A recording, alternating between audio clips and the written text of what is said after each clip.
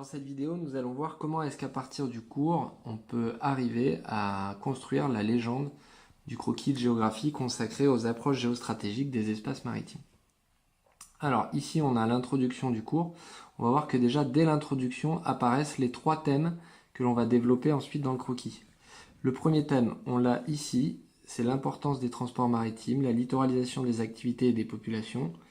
Ce qui veut dire que l'on va consacrer toute une partie à ces activités commerciales qui sont liées à la mondialisation. Dans la deuxième partie ici, on a une partie qui est consacrée aux océans en tant que... Donc je vous explique rapidement ce qu'on a trouvé dans les deux autres parties du cours. Donc j'ai suivi le plan du cours, je reprends ce plan, une tendance généralisée d'appropriation de ces espaces. On a trouvé qu'on avait des espaces convoités. Pourquoi convoités? Principalement pour les ressources halieutiques et les ressources énergétiques. On a vu également qu'on avait une territorialisation des mers avec les ZEE et que cela provoquait des conflits et des tensions. Et donc on va avoir des exemples qu'il va falloir représenter sur la carte. Dans la troisième partie, on a vu qu'on avait la militarisation des espaces maritimes, on a identifié les grandes puissances maritimes mondiales, on a également identifié les zones de piraterie et on a également identifié la militarisation de certaines zones que l'on peut mettre en contact avec les conflits et les tensions des zones de la ZEE. Voilà ce que ça nous donne lorsqu'on organise sa légende. Donc ici, on a notre titre qu'on a fait apparaître en rouge, on a les différents éléments que l'on a trouvés dans notre brouillon, et ensuite ici, les figurés. J'ai uniquement reporté des figurés que vous êtes censé déjà maîtriser si vous avez déjà travaillé sur le croquis, sinon vous pouvez vous reporter à la fiche méthode que je vous ai donnée sur le croquis.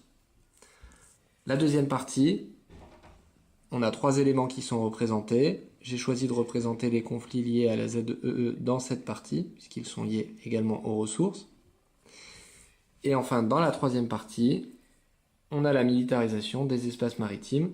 On a bien différencié la première puissance maritime mondiale, les États-Unis, et les autres puissances. On a fait un petit texte d'explication juste au-dessus pour montrer que justement cet espace, il était sous l'influence des grandes puissances maritimes. Et enfin, on a représenté les zones de piraterie. Et voilà, donc sur notre carte, sur notre croquis plutôt, on a la principale voie maritime. On a fait bien passer cette voie maritime par les différents détroits que l'on a mis un petit peu partout. On a également mis les interfaces maritimes que l'on a symbolisées par ces flèches. On a également mis les zones de piraterie, 3 principalement. Et pour les ressources, on le voit ici, on a les ressources minières qui sont représentées et également les ressources halieutiques qui vont être coloriées en bleu à différents endroits de la planète. Enfin, on termine avec les États-Unis et les autres puissances maritimes. J'ai bien utilisé le rouge pour montrer la domination des États-Unis et j'ai utilisé du orange pour montrer l'importance des autres puissances maritimes, mais une importance un peu moindre que les États-Unis.